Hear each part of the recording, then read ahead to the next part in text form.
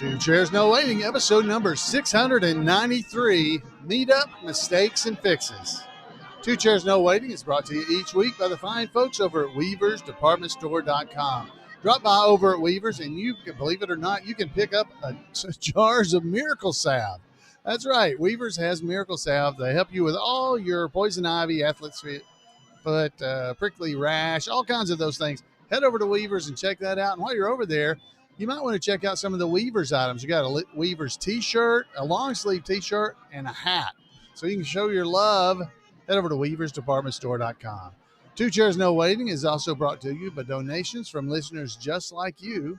The executive producer for episode number 693 is Eric Self, and the High Sheriff of Mayberry, the High Sheriff of Two Chairs No Waiting for episode number 693 is his daughter, Merrick Self as well. So thank you to the Selfs for not being selfish and helping support the podcast.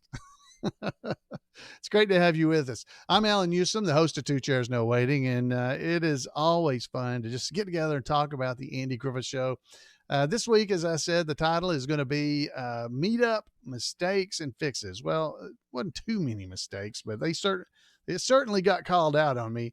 But we're going to say this up front. The Mayberry Meetup, the 10th annual Mayberry Meetup is coming up this weekend in Mount Airy, North Carolina.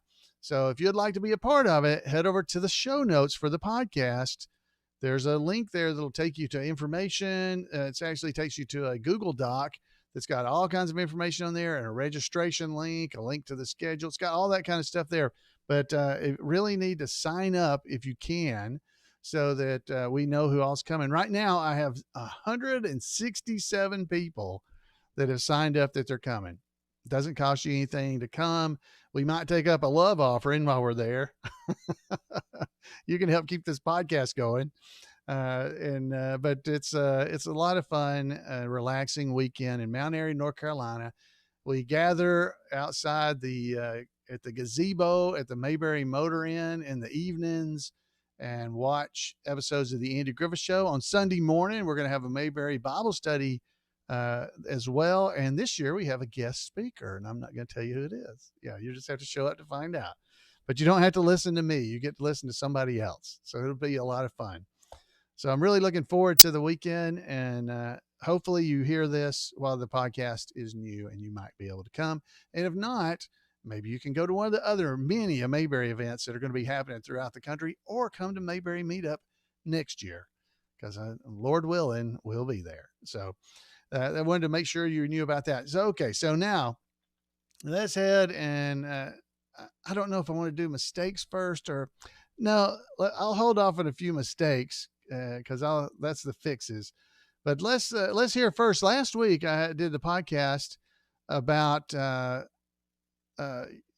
what was it about last week? I did the podcast last week about Mayberry and how you can learn from it, and Mayberry celebrates America. And I went through that, and it was a fun episode. I enjoyed it a lot. And I got a couple of emails about it, but one of the things I saw right away, which was amazing to me, was a post, because it was actually called Mayberry Celebrates America. It was episode number 692. And I had a really nice post from a fella named Dennis Rush. And Dennis Rush, he wrote, "Thanks, Alan. A great memory and one of the best history lessons ever, Howie Pruitt." Now, if you don't remember, Dennis is the actor who played Howie Pruitt, Opie's buddy, on the Andy Griffith Show. So not only did he take time to write that nice message there that he left on Facebook for me, but I also got this from him, and I think you'll enjoy this. Hey, Alan. Dennis Rush calling from San Diego. Thank you so much for letting Opie and his Mayberry men be a part of your 4th of July special on Two Chairs No Waiting. Andy Discovers America was my first and my favorite episode with the Andy Griffith family, and I remember as though it was yesterday.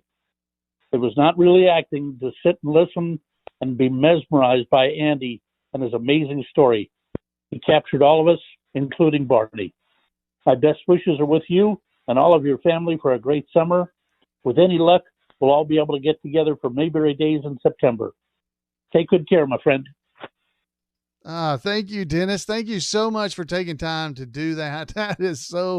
It's just absolutely awesome. Now, if you can't remember what he looks like, if you're watching the actual podcast, I'll show you. This is Howie Pruitt. He's Opie's buddy. Remember, he was the one that they were doing the newspaper together as well. So that's him. He's been to Mayberry Days a few times. A great guy. I've gotten it's been so much fun getting to know him over the last few years. And one year, even Dennis and Keith Thibodeau, who played Johnny Paul Jason, who were both on the episode when Asa was hanging himself with the thing in Barney's, or when Barney was hanging himself with Asa's neck brace thing and traction device on that episode where he's trying to gain weight. Remember? So Howie and Johnny Paul were two of the boys who were looking through the window and seeing him hang himself out there.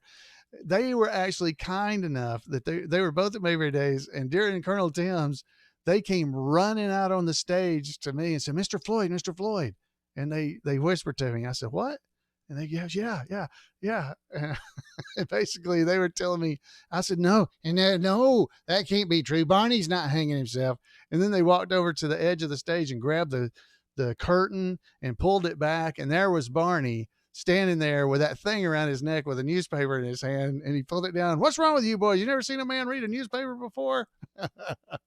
And they ran off the stage. Oh, what great troopers they were. And what fun it was to be a part of that. And thank them both. And I just thank Dennis for taking time to call in. I mean, he wrote in and then he called in. My goodness. It was like Christmas here, 4th of July. So thanks for that. We've gotten a few emails and things as well. We got another voicemail, but it's related to an email.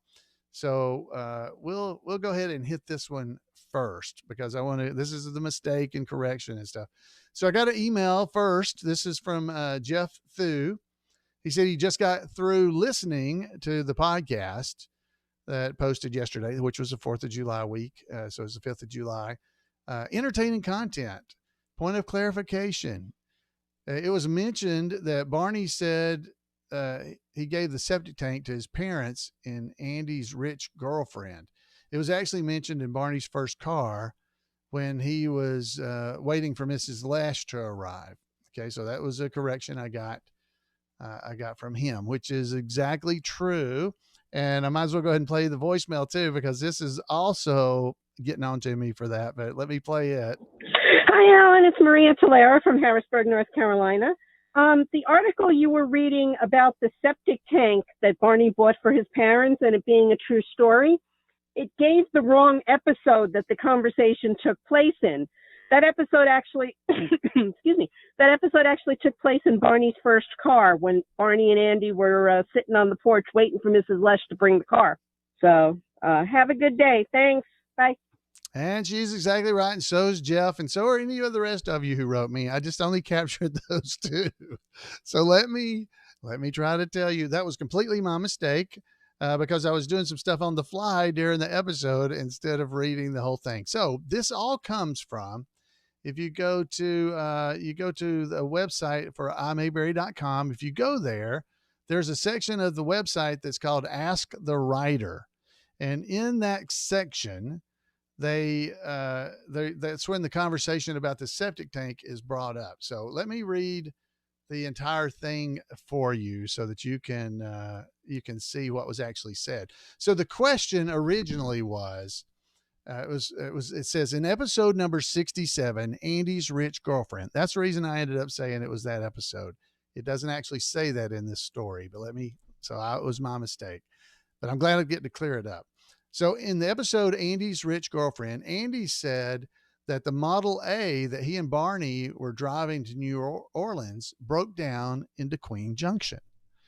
Is that an actual town? So then the answer came back from Everett Greenbaum. And he said, this is an actual town. And in fact, the town where my wife grew up. The name came from the Queen Wilhelmina of Holland. The Queen, Wilhelmina of Holland, once visited the small village and celebrated they celebrated this marvelous happening by naming itself De Queen. Other towns nearby tried to get on the bandwagon, and one called itself Queen of Holland, and another Queen Junction, and even one simply Nina. Another town nearby is, I'm not sure I'm going to say this right. It's Derricks, Dierks, Derricks, where my wife Diane went to school. So this was from Everett Greenbaum. So this is where the mistake happened, because then the next part of this is from Harvey Bullock. Now, Harvey's he's going into detail about this story. He says, there's more to the story. Everett's wife came from the plainest background back in the hills, no indoor plumbing, catching the milk wagon to get to school, etc. But she was a lady determined to get an education, so she came to Los Angeles and got a job as a doctor's receptionist. Every night she was at school or at the library. That's when Everett had, unknowingly, a stroke of luck. He took sick and made an appointment with the doctor, and yep, you guessed it. His wife says that she first saw Everett, she knew immediately she was going to marry him. Isn't that nice? Harvey goes on to say, now, most of you will recall that wonderful dialogue between Andy and Barney on the front porch, where Barney casually states he's finally found a present to give his parents. They're hard to buy for, he says, but he found a very right thing. And Andy asked him what it was. And Barney says, a septic tank. And Andy says, you're a good son, Barn. You're a good son, Barn. And Barney replies, I try. Well, this actually happened. Everett gave his in-laws back into Queen a complete septic tank, and they still marvel at it. So that was the story I was trying to tell. But I cut part of the story off. So I saw that it talked about Rich Girlfriend and then talked about this other. That was my mistake. So that was actually in Barney's First Car is the name of the episode. So definitely go and check that out. I think I know it is. It's in season 3 of the Andy Griffith Show. It's episode number 90 of the Andy Griffith Show. So you can go and check that out yourself and listen to that. Well, why not? We can just hear it straight from the horse's mouth. Last big buy I made was my mom's and dad's anniversary present. What'd you get them? Septic tank.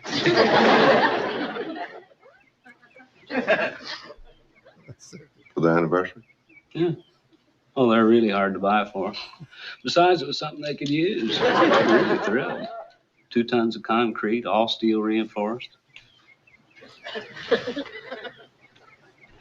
You're a fine son, Mark. Try.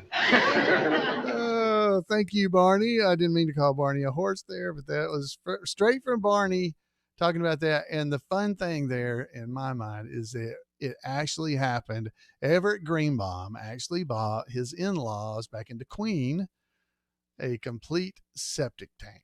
So there you go. Congratulations. I think that's what the story was supposed to be. I messed up on which episode it was. Thank you for the corrections. I don't like to get things wrong because it makes it hard to correct later when people have heard the wrong information. So thank you very much for the catch and for helping me make sure I got that corrected. Okay, so I really do. Honestly, I appreciate that a lot. Let's see. So we had another email. Now, this is an email that I wanted to read to you. This is from Chris. It's from Chris. I'll just say Chris. I'm having a hard time with names tonight. All right. He wrote in about the Andy Griffith Show and education, because I had mentioned last week on that episode that Andy Griffith Show's an educational program. That's what I said, because you can learn all kinds of history. So he said, hello again. Thank you for sharing my previous email with listeners in a recent listener feedback episode. I just finished episode number 692 of Two Chairs, and I enjoyed the topic for this episode, and it prompted me to share these thoughts with you.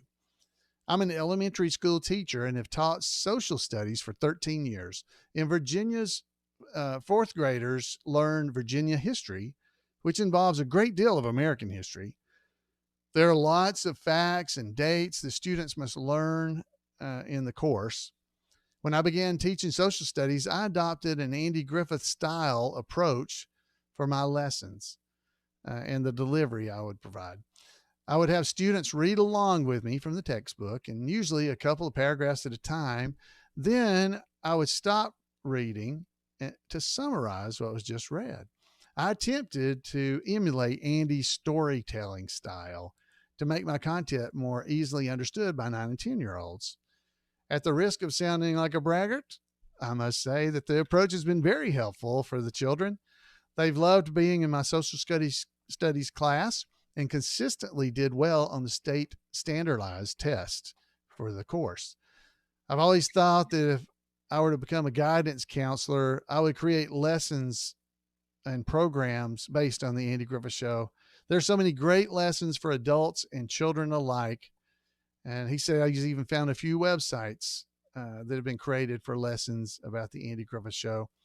Thank you for your continued production of the podcast. Take care, Chris. So, Chris, thank you. Thank you very much for that. I'm glad. Isn't that nice? I would have loved to have had a teacher that really worked at doing that. My history teacher read from the history book.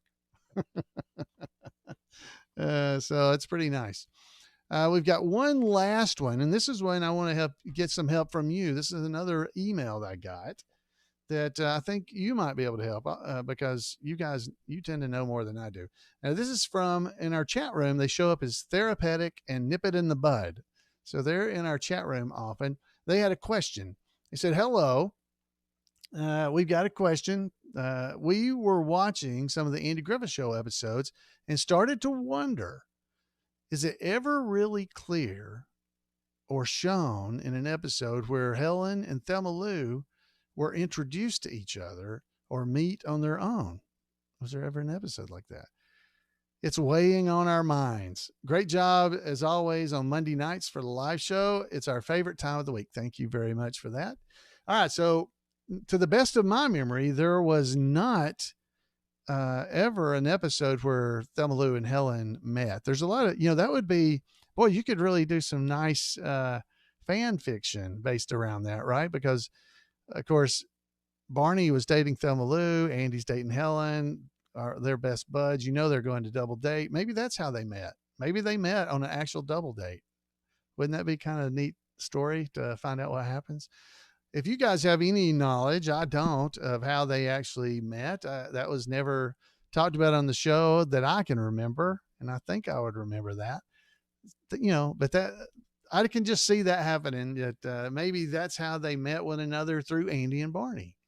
Of course, Mayberry's a small town. So they might have likely met anyway. It's not that big a town. And she was a teacher. So it's possible that people would know who the teachers are in the schools, even if they don't have children. I don't know. You got any thoughts on that? I'd love to hear them. You can give me a call at 888-684-8415 and let me know what you think. I'd love to hear that. Love to hear it. All right, guys, that's all the mistakes. And what did I say? The name of it is Meetup, Mistakes and Fixes. So hopefully I fixed the mistake now that you've been able to hear that. And I've hit a few of the highlights of some people that have written in. I had some more voicemails and things, but honestly, I just ran out of time and couldn't get to them. So if you've written or called in, I'll get to them eventually, guys. Thank you. There were some callers that called in and left their mailing address and phone numbers and everything in the voicemail. Don't do that. Because if I hadn't called it, I could have just played it here and everybody would know your voicemail or your email address and everything. So don't do that. So thank you very much again for everybody that takes time to write or call in. I really do appreciate it. All right, guys, it is time to play some Mayberry trivia, right? So let's get the Mayberry background music going. Let's see. There we go. There we go. So it's time for some trivia. So get out your pencils, put on your thinking cap, and let's play some Mayberry trivia. Are you ready? Here we go. Question number 1. It's true or false, as always, nearly. Andy received a black eye from a guy named Al. Andy received a black eye from a guy named Al. Okay. One last read, and we'll see if there's any answers. Andy received a black eye from a guy named Al. The answer is true. That is true. All right. How'd you do? Did you get it? You had a 50-50 chance, even if you didn't know. All right. Number 2. How much was a parking fine in Mayberry? Oh, that's a good one. That's a good one. How much was a parking fine in Mayberry? Is that? I wonder if that's always the case. I see the answer here. I just don't know this. How much is a parking fine in Mayberry? The answer is the fine is $2. I see in the chat room, Indiana Steve got it right. South Carolina Cody, good job. If you'd like to be a part of the chat room, guys, you can join us on Monday nights at 8 p.m. Eastern time at live.twochairsnowaiting.com, and you can be a part of the chat room as well. And just enjoy yourself and have fun. Question number 3. By the way, Jim Sherrill is in our chat room, and Jim Sherrill is Mayberry Days trivia champion. So if he tells me the answer, and it's different than on my little card, he wins. Number 3, here we go. Who referred to Andy and Barney as a couple of squirts? Who referred to Andy and Barney as a couple of squirts? All right, think about that for just a second. Who referred to Andy and Barney as a couple of squirts? All right, I don't see anybody just jumping on this one super fast. The answer is, Lynn Thomas got right. Al, Daphne's friend Al. Folks in the chat room are jumping in. They got it. Good job, guys. Daphne's friend, the fun girl. Hello, doll. That one.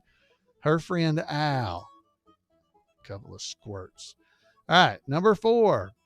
All right, this is a multiple choice one, but I don't think I ought to give you multiple choice. I think you should be able to get this. Who was the town choir director? Who was the town choir director? Here we go. Who was the town choir director? Me, they, ah. I owe you. Well, that made me, I had to clear my throat. Who was the town choir director? The answer is John Masters. John Masters. How did you do? Did you get that? Folks in the chat room were getting it. John Masters. And he also worked over, you guys know that one, right? At the hotel. He worked at the hotel.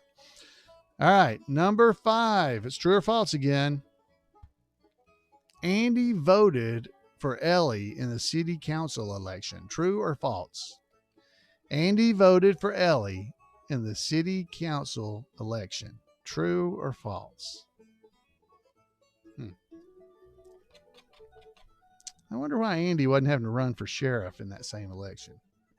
So they must have a lot of elections there. All right. Andy voted for Ellie in the city council elections. Oh, there's a lot of folks in the chat room saying false, but according to my card, it's true. So Jim Sherrill, he's the tiebreaker in the thing. He says it's false that Andy didn't vote for her in the city council elections. Oh, well, now there's controversy. So I thought he said he was going to vote for Ellie, you know, when he's on the courthouse steps or on the steps of the hotel or something across the street from the hotel, from the courthouse. This says true, but I've got to question the answer here. I'm going to set this one to the side, and we'll get back on that one. So, because Jim says false. So let's think about this. All right. So everybody go and watch that episode, Ellie for Council, and let's see what happens in that episode. I need you guys to do that. All right. Number 6. What store owner had himself arrested intentionally on Christmas Eve? What store owner had himself arrested intentionally on Christmas Eve? All right, I think this one's pretty easy. What store owner had himself intentionally arrested on Christmas Eve? The answer is right over my shoulder, Weaver. Ben Weaver. Ben Weaver did it at weaversdepartmentstore.com. That's Ben. All right, number 4, 5, 6. What number am I on? 5, 4, 5, 6, 7. Number 7. No, number 8. Number 8. I'm not going to answer that one. Let's do another. This one's too easy. This is wrong. It says, what female ran for a position on city council? We just went through that one, so we know that's Ellie, so I'm not going to ask that one. Let's go on to the next question.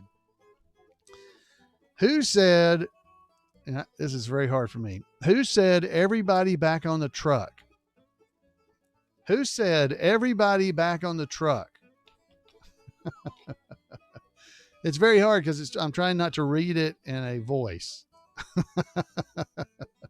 Who said everybody back on the truck?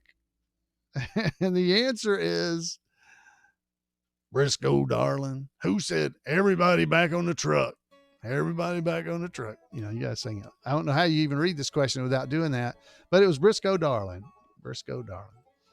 How did Andy know that there was nothing wrong with Goober's eyes? How did Andy know that there was nothing wrong with Goober's eyes? I love these because it just make you think of this stuff. So now, again, I expect you guys to go and see if Andy voted for. Maybe Peter in our chat room can ask his mother if Andy voted for her. Maybe that's what we could do. All right. Did you give me the answer? How did Andy know that there was nothing wrong with Goober's eyes? The answer is because he was a sheriff. You a teacher. Oh, I love that. All right, let's go. All right, here we go. This is the last question. Who wanted to buy Gilly's car? Who wanted to buy Gilly's car? All right. Who wanted to buy Gilly's car? They're getting it in the chat room. All right. The answer is, this should be multiple choice, but I didn't give you that because who wanted to buy Gilly's car? Hey, Andy, I just might buy this car. It was Floyd. Floyd was I'm thinking about buying this car. I heard it. It sounded like a sneeze. All right. How did you do, guys? How'd you do on the questions? We will revisit Miss Ellie. Did Andy, let me pull that card so I can have it here and I'll remind myself. We're going to check that answer out and we'll get back next week with the correct answer for certain. We got several people in the chat room are saying that it was never actually specified for certain if he actually did vote. But he was definitely in favor of her. I know that much because he finally learned his lesson and went and said good things. All right, guys, that is all we have for you tonight. Spirit Walker is still recovering from his house getting struck by lightning, but he's in the process of recovering. He is in our chat room, so he's okay. Everything's going all right. He's fighting with the insurance company. So returning to Mayberry will return at some point in the future, as will Randy Turner with This Week in Mayberry History. So we'll have both of those going on. Hopefully you haven't been too disappointed that it was just me talking all week. So we're looking forward to seeing some of you guys at the Mayberry Meetup if you can make it. Definitely hope you're able to. I want to remind you that the Mayberry Man, the series, is raising funds right now to try and make a new movie, to do it again. We're going to do this again. I mean, not a movie, a new TV series, the series. So they've raised about half of the funding so far. And so if you'd like to be a part of that, you can head over and do that. There's a link in the show notes for that about supporting Mayberry Man, the series. I definitely would encourage you to do that if you're able. We definitely would like to see that happen.